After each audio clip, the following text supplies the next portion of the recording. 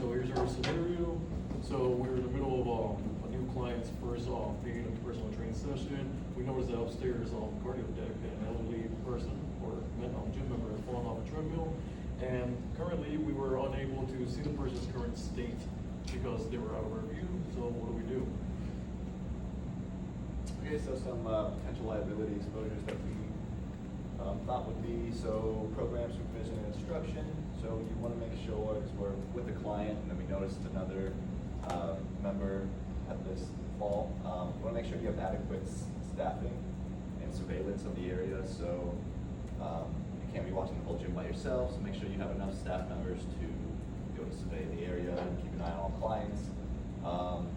Visibility concerns, sometimes the layout of your equipment can cause hazards, and you want to make sure you can at least see every area of your gym where your clients are going to be working, or liability. So facility and equipment setup, inspections, maintenance, repair.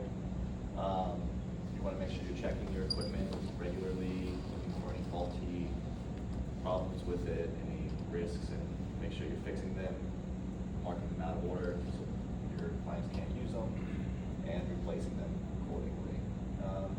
And then, so in this scenario, you want to make sure that you have a EAP and your staff is well aware of it, so you can react efficiently to get to the person to reduce the amount of time, of their injury and provide adequate care.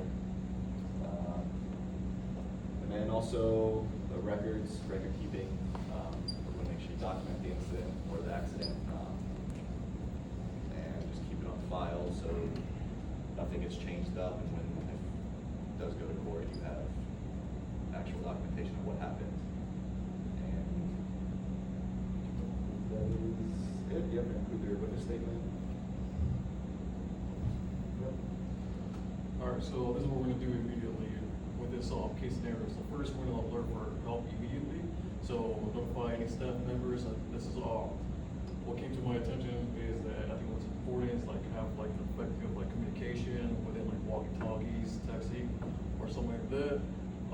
And then call 911 if they appear seriously injured, unconscious, of course, or just not responding. According to this scenario, we're not near them, so according to what the staff members or someone says, if they're not responding, provide first aid, so making sure that we move the individual away from further danger, in this case away from the equipment, the treadmill, and then administer basic first aid. Of course, if trained, we better be trained, and hopefully everyone else is as well. And then to make sure to use a first aid kit and AED if needed and appropriate for this situation. Another thing that we should do is secure the area, so keep others away from the accident where this all occurred, and then also ensuring the machine is powered off to prevent anyone from using it or any further injury. So, and then also we'll document, this would be more for the proactive, so we'll document the incident, again, record keeping, what happened, time and date, any witnesses, what response they would do. Save the security footage if applicable, and then have the injured person complete incident report if they are willing to or able to, assuming they're not fast enough. Okay, so yeah, it goes back to providing adequate staffing for preventative measures. So you didn't have enough staff, so that's why you didn't have proper surveillance, or if you didn't have enough staff of the requirement, they could be easier to sue you, like, oh, you guys didn't have enough people to watch for injuries and stuff like that. And then same with the equipment positioning, make sure there was no kind of hazard placement of the equipment. And then you can also, if there was, remove it to give you better vision of that area. And then, check the piece of equipment that the person fell on, make sure there was nothing wrong with it, and all other equipment for other measures. And then, make sure you have a EAP in place and your staff knows it, so you guys can all respond unanimously and efficiently and be able to provide that care. So, that is it. Oh, and then, the records, make sure you have all the records of what happened, just for proof and documentation. And also, I had a, so like this was just a member, right? Just random member that we still. Yeah. So. Okay. Yeah.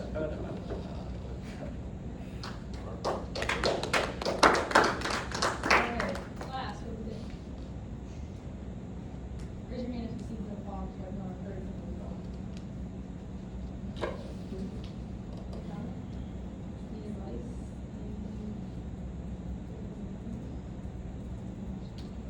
So I noticed, so they're elderly, they're on a treadmill, and then I know sometimes you need to do screenings and stuff, but that's more of like with your clients or that you're working with. So if they're just a normal gym member, they sign the waiver and they know the risks, and so they're kind of just on their own with that. So it's not really our responsibility to know, if they got like some hip problems, oh, you can't use this treadmill, right? I will tackle that as soon as other people add something to this comments and questions. Yeah. Every gym that I've had, Well, had yeah, the so staff members work in the gym before the accident. I never heard of a client who accident. Usually a client will sign that you're still there, like, as to the accuracy. Okay. So that could happen depending on your facility's wrong. You know what I mean? So, but filling it out is definitely staff. Then they sometimes have like. Yeah, like not like parties that kind of school. Yeah, so It's at the top of the.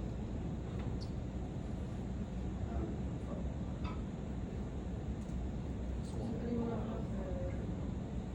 Their thoughts on Terrin? safety, facility for safety. There is. Oh, okay. For time purposes,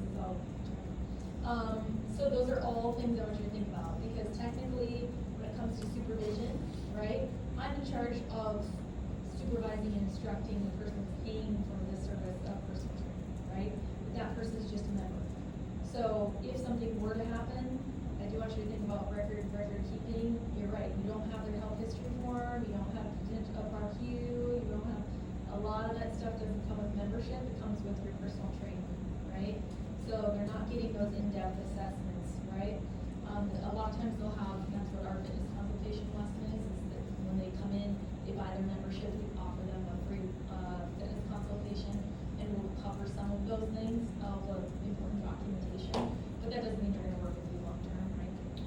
But you don't have that, but you do have their waiver and consent, and that's for facility usage. Now, so if they were to fall on a prime functioning, up-to-date, checked, for maintenance machine, and they just happen to fall, they're a lot less liability than the floor was slippery, they had the treadmill in the wrong spot and the belt was closer to the wall, the dial didn't work, or there was no, documentation on inspection of that piece of equipment, and had like a jump in the tread, or, all those different things, then you are in failure, but not because of lack of supervision or, instruction. Does that make sense? But that's not what they're paying for. They're paying for access to the gym, right? So most likely, these big corporate gyms work with lawyers to meet those consent documents as advertised possible. All right, so, other quick things I had was, there's 2 liability exposures that I think could be added, but for time purposes, I'm just gonna put, them in there.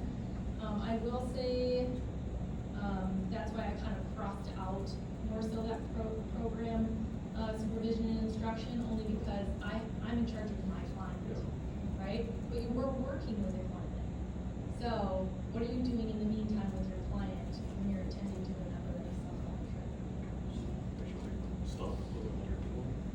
Just make sure they don't get hurt once in a while. Explain to them the situation that you have to respond maybe. There's some wire labor.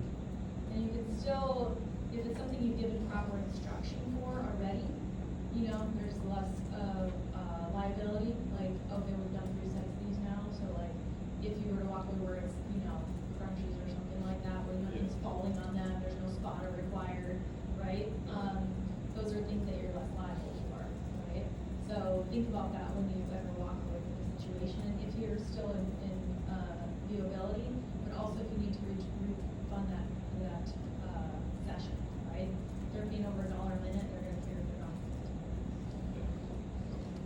And then lastly, that's part of, number 1, peer participation screening, kind of already talked about that.